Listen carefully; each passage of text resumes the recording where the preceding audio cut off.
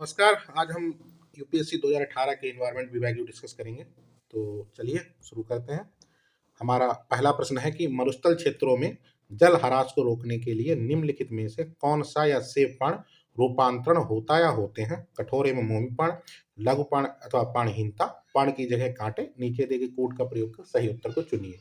अब आपने एक चीज देखी होगी कि मरुस्थलीय पौधे होते हैं, वो अपने आप को जीवित रखने के लिए क्या करते हैं? बाष्पोत्सर्जन के माध्यम से जो होने वाली पानी का नुकसान होता है उसको कम करने का प्रयास करते हैं। तो उसके लिए वो क्या करते हैं? उनके पत्ते कैसे होते हैं? कठोर होते हैं और मोमी पर्ण होते हैं। ठीक है। दूसरा क्या होता है? उनके पत्ते छोटे होते हैं, अथवा पर्णहीनता यानी पत्ते होते ही नहीं है। तीसरा, पर्ण की जगह कांटे होते हैं। अब ये मोमी क्यों होते हैं, मतलब पत्ते चिकने ऐसा क्यों होते हैं? क्यों? क्योंकि सूर्य की जो रोशनी है उसको परावर्तित कर सके। ठीक है। और इससे क्या होगा? पानी का भाप बनने की जो स्पीड है वो रुकेगी, यानी बाष्पोत्सर्जन की स्पीड रुकेगी। ठीक है। दूसरा है कि लघुपर्ण, तो पत्ता जितना छोटा होगा, ठीक है, उसका क्षेत्रफल उतना कम होगा, जिससे बाष्पीकरण क्या होगा? कम होगा, क्योंकि उसमें रंध्र ऑलरेडी कम है। तो ये रीजन होता है। और तीसरा, कांटे क्यों होते हैं? तो कांटे इसलिए होते हैं क्यों? क्योंकि उनको सर्वाइव करना है, तो अपने आप को शाकाहारी जानवरों से बचाना भी है। तो पत्ते की जगह क्या होते हैं? कांटे होते हैं। तो ये तीनों स्थितियां पाई जाती हैं। तो आंसर हमारा क्या हो गया? आंसर हमारा बी हो गया। ठीक है। चलिए, अगला प्रश्न है कि राष्ट्रीय हरित अधिकरण यानी एनजीटी किस प्रकार केंद्रीय प्रदूषण नियंत्रण बोर्ड से भिन्न है? उपयुक्त कथनों में से कौन सा ऐसे सही है? पहला विकल्प कह रहा है कि एनजीटी का गठन एक अधिनियम के द्वारा किया गया है, जबकि सीबीसीबी का गठन सरकार के कार्यपालक आदेश से किया गया है। दूसरा कह रहा है एनजीटी पर्यावरणीय न्याय उपलब्ध कराता है और उच्चतर न्यायालयों के मुकदमों के भार को कम करने में सहायता करता है, जबकि सीपीसीबी झरनों कुओं की सफाई को प्रोत्साहित करता है तथा देश की वायु की गुणवत्ता में सुधार लाने का प्रयास करता है, इसका लक्ष्य है। तो आप देखिए ना, जब ये इस तरीके की कोई बात कहे, स्टेटमेंट दे यूपीएससी की ये इसका गठन ऐसे हुआ है, इसका गठन वैसा हुआ है, तो वहां पे आपको रुक के एक मिनट सोचना है। ठीक है, क्या ये सही बोल रहा है? अब जैसे देखिए कि एनजीटी का गठन अधिनियम द्वारा हुआ है, एकदम सही बात है। लेकिन आगे कह रहा है कि सीपीसीबी का गठन कार्यपालक आदेश द्वारा हुई, ये गलत बात है। तो इसलिए हमारा विकल्प एक क्या हो गया? गलत हो गया, क्योंकि दोनों का गठन अधिनियमों के द्वारा हुआ है। एनजीटी का गठन हुआ है राष्ट्रीय हरित अधिकरण अधिनियम 2010 के तहत। ठीक है। और सीपीसीबी का जो गठन हुआ है वो जल अधिनियम प्रदूषण निवारण एवं नियंत्रण अधिनियम 1974 के तहत हुआ है, यानी दोनों सही हैं। ठीक। दूसरा कह रहा है कि एनजीटी पर्यावरणीय न्याय उपलब्ध कराता है और उच्चतम न्यायालयों के मुकदमों को भार को कम करता है। ठीक है। और जो कि सीपीसीबी झरनों कुओं की सफाई को प्रोत्साहन देता है, तो ये एकदम सही बात है। ठीक है। और अगर हम दोनों की बात करें, एनजीटी और सीपीसीबी की, तो एनजीटी की स्थापना हुई है 2010 में और सीपीसीबी की स्थापना हुई है 1974 में। इनकी प्रकृति कैसी है? तो एनजीटी कैसी है? एनजीटी न्यायिक है और अर्धन्यायिक निर्णयों को देखती है, और सीपीसीबी तकनीकी और नियामक चीजों को देखती है। इन दोनों के मुख्यालय दिल्ली में ही है। ठीक है। और उनका उद्देश्य क्या है? एनजीटी का उद्देश्य क्या है? पर्यावरण को संरक्षण, वनों को बचाना। और इसका क्या उद्देश्य होगा? पर्यावरण को प्रदूषण से मतलब, और पर्यावरण की गुणवत्ता को बढ़ाना, प्रदूषण को कम करना, उसमें तकनीकी सहायता देना। तो हमारा आंसर क्या सही हो गया? हमारा आंसर दूसरा सही हो गया, पहला हमारा गलत हो गया। ठीक है। तो इस चीज पे थोड़ा ध्यान देना, उनके गठन को लेके अक्सर ये इस चीज से खेलते हैं। ठीक है, कि प्रश्न को इन्फॉर्मेशन गलत दे देंगे और आप उसको सही मान लें। ठीक है। अब अगला प्रश्न देखिए। अगला कह रहा है कि जलवायु अनुकूली कृषि के लिए वैश्विक संबंध सहबंध global alliance for climate smart agriculture के संदर्भ में निम्नलिखित में से कौन सा या से कथन सही है? तो पहला कह रहा है कि GACSA 2015 में पेरिस के जलवायु शिखर सम्मेलन का एक परिणाम है। दूसरा कह रहा है GACSA में सदस्यता से कोई बंधनकारी दायित्व उत्पन्न नहीं होता है। ठीक। तीसरा कह रहा है GACSA के निर्माण में भारत की भूमिका एक साधक की है, नहीं उसका वो संस्थापक सदस्य है। नीचे दिए गए कोड का प्रयोग कर सही उत्तर चुनिए। अब एक चीज हमेशा ध्यान रखिएगा, जब वो ऐसी बात कहे कि भारत शुरुआत से ही जुड़ा है या भारत साधक की भूमिका में है, भारत ने हस्ताक्षर करता है, तो एक मिनट रुक के हमको सोचना है। अब देखिए ये बात किसकी कर रहा है? जलवायु अनुकूली कृषि, इसकी जलवायु के अनुकूल कृषि। और भारत में क्या है, आप देखते हैं हम लोग बहुत ज्यादा कृषि में फर्टिलाइजर डालते हैं। ठीक है, उस तरीके की चीजें करते हैं। तो भारत ऐसे किसी जो संगठन है या कोई ऐसी ट्रिटी है उस पर साइन करने या उससे जुड़ने से बचती है जो उसकी कृषि को प्रत्यक्ष रूप से या अप्रत्यक्ष रूप से प्रभावित करे। तो ये तो एकदम गलत हो जाएगा अगर हम ऐसे सोचेंगे तो। तीसरा हमारा गलत हो गया। पहला देखिए, पहला कह रहा है इसका गठन 2015 में पेरिस में हुआ, तब ये गठन की जब बात करें या कोई निश्चित समय या निश्चित डेट या निश्चित सम्मेलन दो, तो एक मिनट रुक के सोचना है क्या ये सही है, और ये देखिए ये भी सही नहीं है। तीसरा सही है, कह रहा है इसमें कोई बंधनकारी दायित्व तो नहीं होता है। तो अक्सर जो भी इन्वायरमेंट से जुड़ी ट्रीटिंग है उसमें कोई बंधनकारी यानी बहुत ज़्यादा उन पे वो नहीं होता है कि वो बंधनकारी आपको ऐसा करना ही करना है। ठीक है, तो दूसरा हमारा सही हो गया, पहला और तीसरा हमारा गलत हो गया। तो आंसर हमारा इसमें क्या हो जाएगा, आंसर हमारा हो जाएगा बी।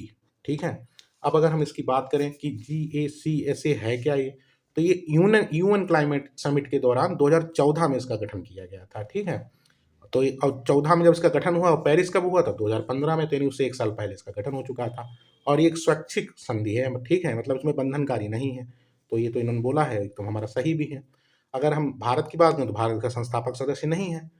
ठीक है, और ये करती क्या है, तो ये कृषि की उत्पादकता बढ़ाना, जलवायु परिवर्तन के प्रति लचीलापन विकसित करना, ठीक है, ग्रीन हाउस गैसों को कम करना, इस तरीके के काम करती है। उसका सचिवालय कहाँ है, पेरिस में है। ठीक है, रोम में है। ठीक, तो ये हमारा GACSA है। ठीक है, तो इस तरीके थोड़ा ध्यान देना है, जब इस तरीके से बोलते बंधनकारी है कि नहीं है, भारत सदस्य है कि नहीं है, तो एक मिनट रुक के जरूर सोचना है।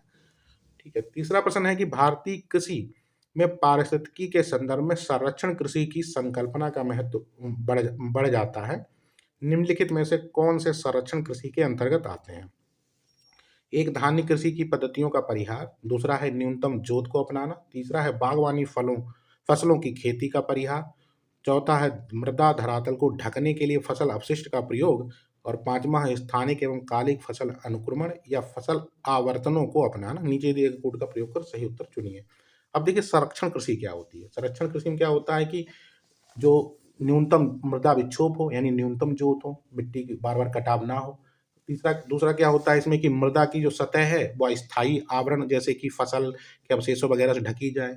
और फसलों का जो हो चक्रीकरण होना चाहिए। ठीक है, मतलब विविध फसलों का चक्र हो, कभी कोई फसल बोई गई, अगली बार कोई और फसल, मतलब एक धान्य फसल ना हो। ठीक है, तो अगर हम देखें तो हमारा पहला सही है। दूसरा कह रहा है न्यूनतम जोत को अपनाना, तो हमारा ये भी सही है। तीसरा कह रहा है बागवानी फसलों खेती का परिहार, तो ऐसा कहीं नहीं है कि बागवानी फसल करने से मिट्टी की उर्वरा शक्ति या संरक्षण कृषि विरोध होता, तो ये तो हमारा गलत है।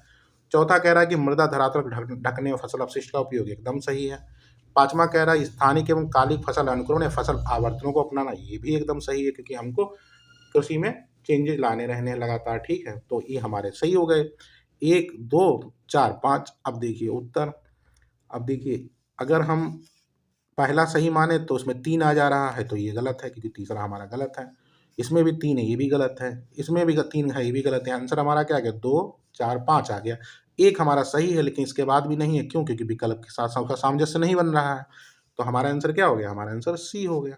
ठीक है, एक धान्य कृषि पद्धति का परिहार भी इस संरक्षण कृषि में आता है, लेकिन वो विकल्प में ना होने के कारण हमारा उत्तर क्या हो गया, हमारा उत्तर सी हो गया। ठीक है, चलिए अगला प्रश्न है कि निम्नलिखित कथनों में से कौन सा कार्बन निषेचन या कार्बन फर्टिलाइजेशन का सर्वोत्तम वर्णन करता है। ठीक है, तो पहला कह रहा है कि वायुमंडल में कार्बन डाइऑक्साइड की बढ़ी हुई सांद्रता के कारण बढ़ी हुई पादप वृद्धि। दूसरा कह रहा है वायुमंडल में कार्बन डाइऑक्साइड की बढ़ी हुई सांद्रता के कारण पृथ्वी का बढ़ा हुआ तापमान। तीसरा कह रहा है वायुमंडल में कार्बन डाइऑक्साइड की बढ़ी हुई सांद्रता के परिणामस्वरूप महासागरों में बढ़ी हुई अम्लता। और चौथा कह रहा है वायुमंडल में कार्बन डाइऑक्साइड की बढ़ी हुई सांद्रता द्वारा जलवायु परिवर्तन के रूप पृथ्वी में पर सभी जीवधारियों का अनुकूलन। ठीक है, अब हम इस प्रश्न को अगर देखें तो कार्बन निषेचन क्या होता है। सबसे पहले अगर हम इसको समझें कि कार्बन निषेचन क्या होता है, तो इसमें क्या होता है कि जब पौधा सूर्य की रोशनी, पानी और CO2 का उपयोग करके अपना भोजन बनाता है, जिसे हम प्रकाश संश्लेषण कहते हैं, तो क्या होता है कि जब वायुमंडल में CO2 की मात्रा बढ़ेगी, यानी कार्बन मात्रा बढ़ेगी, तब क्या होगा कि पौधे को कच्चा माल ज़्यादा मिलेगा। ठीक है, और इससे क्या होगा, भोजन बनाने की उसकी गति कैसी होगी, तेज हो जाएगी। इससे पौधों की क्या होगी, वृद्धि होगी, वन घने हो जाएंगे। और इस प्रक्रिया को क्या कहेंगे, कार्बन निषेचन कहेंगे। क्यों? क्योंकि पौधों ने क्या किया, जितना कार्बन था कच्चे माल के रूप में उसको अवशोषित किया और अपने आप को बड़ा कर लिया। ठीक है, तो इसको क्या कहेंगे, कार्बन निषेचन, यानी कार्बन का फर्टिलाइजेशन हो गया। ठीक, कार्बन निषेचन क्लियर हो गया। अब देखिए आप जरा दूसरा विकल्प कह रहा है कि वायुमंडल में कार्बन डाइऑक्साइड की बढ़ी हुई सांद्रता के कारण पृथ्वी का बढ़ा हुआ तापमान। तो ये तो नहीं ऐसा कह रहा है। इससे क्या निकल रहा है, ये तो परिणाम है ग्लोबल वार्मिंग का। ऐसा ग्लोबल वार्मिंग में होता है। ठीक है, तीसरा कह रहा है कि वायुमंडल में कार्बन डाइऑक्साइड की बढ़ी हुई सांद्रता के परिणाम स्वरूप महासागरों में बढ़ी हुई अम्लता। तो इसे हम बोलेंगे महासागरों का अम्लीकरण। ठीक है। तीसरा कह रहा है, चौथा कह रहा है वायुमंडल में कार्बन डाइऑक्साइड की बढ़ी हुई सांद्रता द्वारा जलवायु परिवर्तन के प्रति सभी जीवधारियों का अनुकूलन। तो ये तो बहुत व्यापक प्रक्रिया है, ऐसा भी नहीं है। अब पहला ऑप्शन देखिए, पहला कह रहा है कि वायुमंडल में कार्बन डाइऑक्साइड की बढ़ी हुई सांद्रता के कारण बढ़ी हुई पादप वृद्धि हो। हमने यही पढ़ा है कि क्या होता है कार्बन निषेचन, जब पौधे अतिरिक्त कार्बन डाइऑक्साइड को अपनी प्रकाश संश्लेषण प्रक्रिया में प्रयोग करते हैं और उसका प्रयोग अपनी वृद्धि, अपने विकास के लिए करते हैं, उसको हम क्या बोलते हैं, कार्बन फर्टिलाइजेशन। ठीक, तो आंसर हमारा क्या हो गया, आंसर हमारा ए हो गया। अगला देखिए, अगला कह रहा है कि निम्नलिखित में से कौन सा या से नदी तल में बहुत अधिक बालू खनन का के संभावित परिणाम हो सकते हैं। तो पहला कह रहा है नदी की लवणता में कमी, दूसरा भूम जल का प्रदूषण, तीसरा कह रहा है भूम जल स्तर का नीचे चले जाना। नीचे दिए गए कूट का प्रयोग कर सही उत्तर चुनिए। अब कह रहा है जब खनन करेंगे तो उसके क्या संभावित परिणाम होंगे। तो पहला कह रहा है कि नदी की लवणता में कमी। तो आप खुद सोचिए, जब पानी कि जब बालू निकालेंगे तो क्या नदी की लवणता में कमी होगी? एकदम गलत बात है। खुद सोचिए कि अगर तटीय क्षेत्रों में हम खनन करें, सपोज नदी में उसकी बालू निकालें, तो क्या होगा, जो समुद्र का पानी होगा लवणीय वो नदी में आ जाएगा और हमारे क्या होंगे, हमारे भू जो जल स्रोत हैं वो खारे हो जाएंगे। जैसे हम पढ़ते भी हैं गुजरात वाले रीजन में क्या होता है, पानी के लवणीय होने की बड़ी समस्याएं आ रही हैं। तो पहला गलत हो गया। दूसरा कह रहा है भूमजल का प्रदूषण बढ़ेगा, एकदम बढ़ेगा, ये प्रदूषण ही तो है। तीसरा कह रहा है कि भूम जल स्तर नीचे चले जाना, एकदम सही बात है।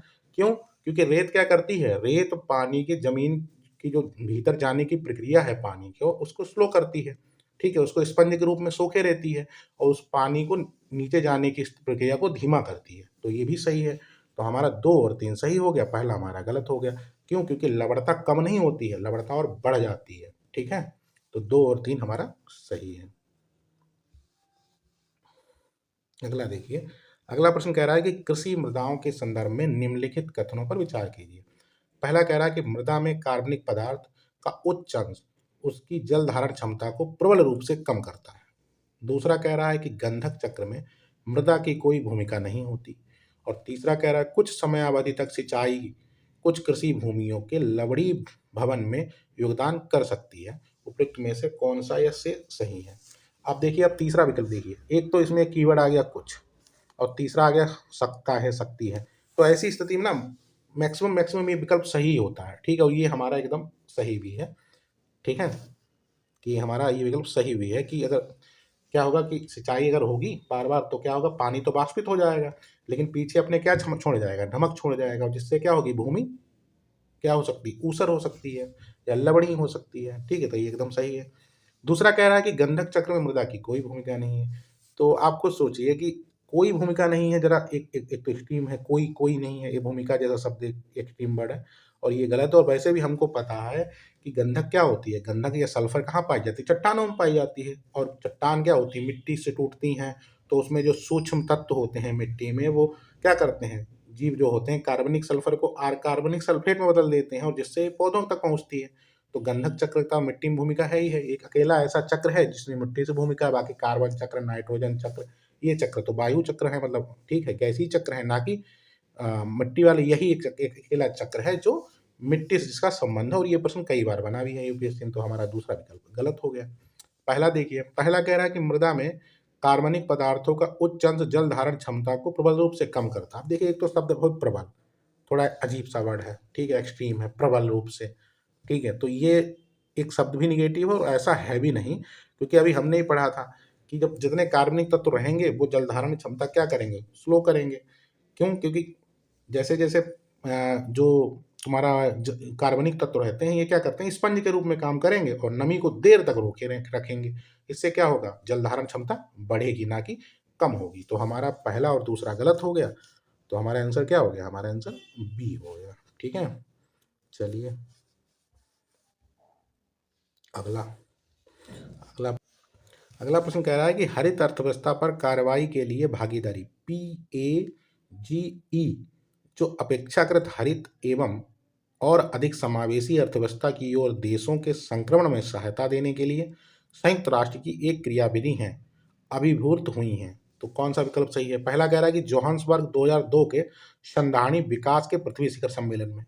दूसरा कह रहा है रियो डी जेनेरियो में 2012 के संधारणी विकास पर संयुक्त राष्ट्र सम्मेलन में। और तीसरा कह रहा है पेरिस में 2015 में जलवायु परिवर्तन पर संयुक्त राष्ट्र फ्रेमवर्क कन्वेंशन में। और तीसरा कह रहा है नई दिल्ली में 2016 में विश्व संधारणी विकास शिखर सम्मेलन में।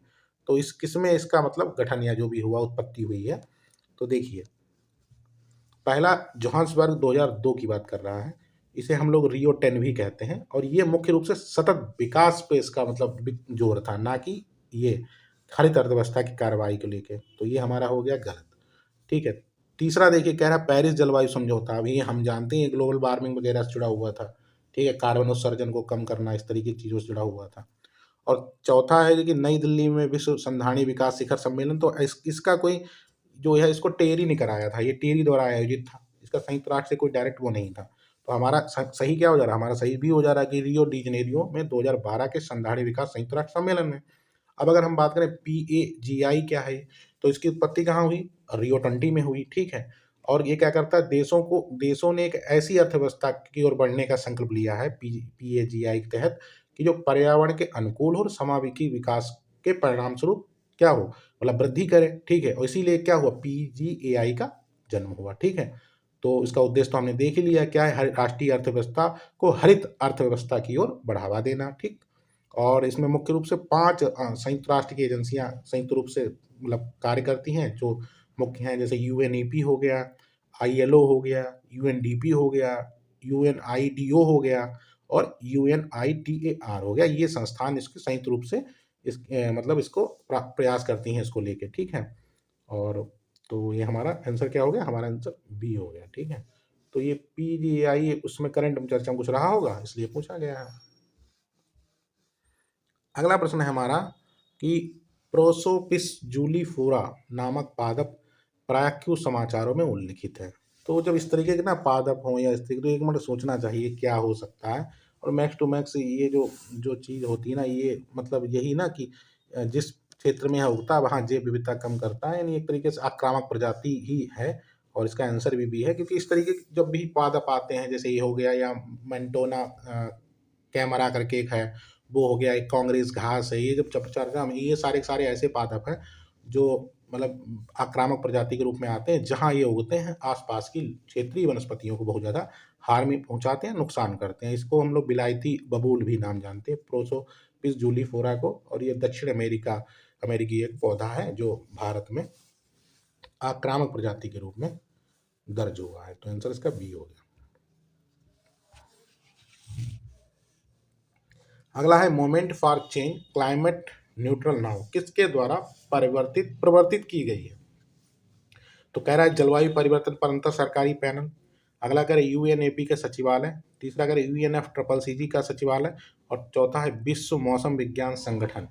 तो आप देखिए ना, ये बाकी जो संस्थान है, जैसे कि जलवायु परिवर्तन पर अंतर सरकारी पैनल, इसे हम लोग क्या बोलते हैं? IPCC बोलते हैं। ठीक है। इसका गठन 1988 में हुआ था। तो ये क्या करता है? ये जलवायु परिवर्तन पर रिपोर्ट तैयार करता है। ठीक है। तो ये तो इस तरीके का काम, ये जैसे मोमेंट ऑफ न्यूट्रल चेंज वगैरह ये नहीं है। दूसरा है UNEP सचिवालय। तो UNEP सचिवालय क्या करता है? नीति का निर्धारण करता है, वैश्विक पर्यावरण के लिए एजेंडा बनाता है, इसके कार्य ये हैं। ठीक है। और चौथा तो विश्व मौसम विज्ञान संगठन, हम जान ही रहे हैं ये क्या करता है, मौसम के बारे में, जलवायु के बारे में, इस तरीके की अंतर्राष्ट्रीय जो योजनाएं, जो भी काम है, उस पर काम करता है। और UNFCCC क्या है? ये पर्यावरण को लेके है। ठीक है। तो ये moment for change in climate neutral now का जो गठन है, ये UNFCCC द्वारा ही प्रवर्तित है। तो इसका आंसर क्या हो गया? इसका आंसर सी हो गया। और इसका उद्देश्य क्या होता है कि एक व्यक्तियों, कंपनियों और जो सरकार है, उनको कार्बन फुटप्रिंट को कम करने के लिए प्रेरित करता है। ठीक है। और क्रेडिट को प्रोत्साहित करता है, कार्बन क्रेडिट को, यही है। और लक्ष्य इसके हैं जलवायु के तटस्थ दुनिया, ऐसी मतलब दुनिया का विकास करना जो मापन मतलब पर्यावरण को लेके आगे बढ़े, इस तरीके के मुद्दे। तो ये UNFCCC की बात आ गई, तो इसका आंसर सी है। ठीक है। एक्चुअली ये चर्चा में रहे होंगे। अगला है कि निम्नलिखित राज्यों में से किस एक में पखोई वन्यजीव अभयारण्य स्थित है? तो पखोई को हम लोग पक्के टाइगर रिजर्व के नाम से भी जानते हैं, और ये अरुणाचल प्रदेश में है। ठीक है। चलिए, अगला है कि निम्नलिखित कथनों पर विचार कीजिए। संकटपूर्ण वन्यजीव पर्यावास, क्रिटिकल वाइल्ड लाइफ हैबिटेट, की परिभाषा वन्य अधिकार अधिनियम 2006 में समाविष्ट है। दूसरा कह रहा है भारत में पहली बार बेगा जनजाति को पर्यावास यानी हैबिटेट का अधिकार दिया गया है। और तीसरा कह रहा है केंद्रीय पर्यावरण वन एवं जलवायु परिवर्तन मंत्रालय भारत सरकार के किसी भाग में विशेष रूप से कमजोर जनजाति समूहों के लिए पर्यावास अधिकार पर आधिकारिक रूप से निर्णय लेता है और उसकी घोषणा करता है। उपरोक्त में से कौन सा से सही है? अब देखिए, अगर हम तीसरे वाले विकल्प को देखें ना, तो कह रहा है कि जब जनजातियों को लेके होता है तो केंद्रीय पर्यावरण वन एवं जलवायु परिवर्तन मंत्रालय मतलब कमजोर जनजाति समूह के पर्यावास के अधिकार के निर्णय लेता है। अब ये जानते हैं यहीं पे इसने फंसाता है, अक्सर क्या करेगा, मंत्रालय चेंज कर देगा या उनकी संरचना को लेके चेंज कर देगा। तो ये कार्य केंद्रीय पर्यावरण वन मंत्रालय के तहत नहीं होते हैं, ये कौन होता है, जनजातीय मंत्रालय है, वो नोडल एजेंसी है, वो ये कार्य देखती है। अगर हम 3 को कैंसिल आउट करें ना तो हम आंसर तक तो अपने पहुंच ही गए कि ये भी 3 है, इसमें भी 3 है, इसमें भी 3 है, तो आंसर हमारा तो हो गया 1 और 2 सही हो गया। ठीक है, क्योंकि संकटपूर्ण वन्यजीव पर्यावास जो होते हैं, क्रिटिकल हैबिटेट की परिभाषा वन अधिकार अधिनियम 2006 में वर्णित है और भारत में पहली बार बेगा जनजाति को पर्यावास हैबिटेट अधिकार दिए गए हैं। और हमारे भारत में कितने पीबीटीजी हैं? भारत में पीबीटीजी हैं 75। ठीक है, तो हमारा आंसर क्या होगा? 1 और 2 सही है। हमारा आंसर क्या हो गया? हमारा आंसर ए हो गया, ई फॉर एप्पल। ठीक है, चलिए, ठीक है, थैंक यू, मिलते हैं नेक्स्ट वीडियो में। नमस्कार।